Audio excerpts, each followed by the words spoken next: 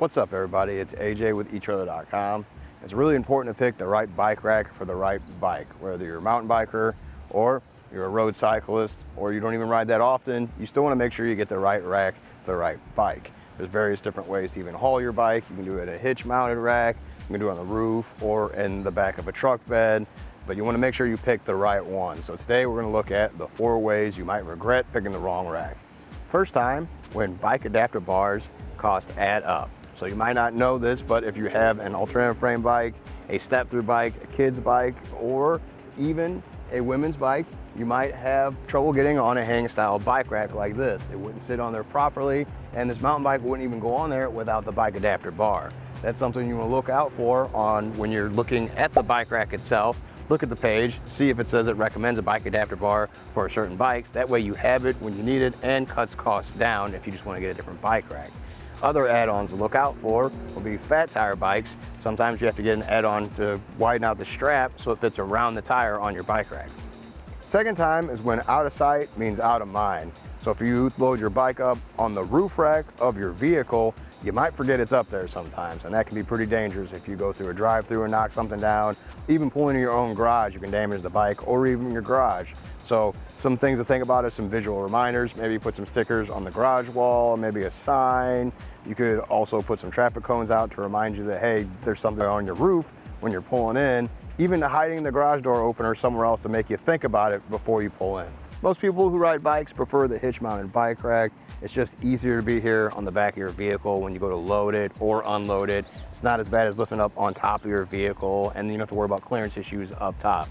Now, you do have to worry about ground clearance, so minivans are a little bit lower to the ground, so definitely check and make sure there's a rise in the shank if you have a minivan to make sure it won't bottom out. The third time is when your bike rack leaves scars on your bike. So that can happen with carbon fiber style bikes. If you put them on a hang style rack, that's not good for the frame. It could scratch or dent it. Or even if you use one of the platform style bike racks with a center mass and a hook, and you push it down on there too hard, that could also damage it. So you want to make sure you get hooks that have those cushions on there that are enough for it and don't push down too much. But also on a platform style bike rack, when you go to arrange the bikes, make sure you don't get any handlebars and seats hitting each other. Hang style is going to have that same problem too, especially if they move back and forth a little bit. You want to be careful. The fourth time is where you buy too much or too little bike rack. So for example, the pistons are awesome on this bike rack and the lights, but not really needed anytime you need to load a bike up. Some other things is like a bike repair stand come on other bike racks, and that's awesome to have if you can fix up your own bike, but if you don't use that often, not really needed to haul a bike. On the other hand, you can spend too little on a bike rack as well. So maybe it's going to be lacking features you need down the line, like tilting. You didn't know you need back access to your vehicle as much as you do. With the bikes loaded, you forget stuff back there. That's a nice feature to have. Maybe you just didn't know about it. Another thing is if you have a custom bike or a carbon fiber style bike, maybe your rack you got just doesn't hold it quite right or moves more than you'd like it to because you didn't look at some of the other features. Another thing to think about is pins and clips. When you have to pull those all the time to move your bike rack or fold it up, it can be kind of a pain. It'd be easier if it was a knob or a button to push on, which you can find that with other racks. So it's all about doing some research and finding the right bike rack for you. Overall, this is a look at 4 times that you might regret getting the wrong bike rack.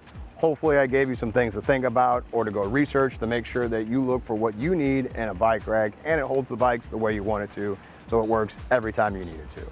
Well, I think that does it. Thanks for hanging out and hope this helped. Hey, thanks for watching. If you want to see more videos of ours, we got plenty of content. eTrailer is all about helping our neighbors with whatever problems they have. If it's making install videos to show them how to put a hitch on their vehicle, or answering questions for them from the experts, or even when you call in and ask us questions, we're here to help with your adventure.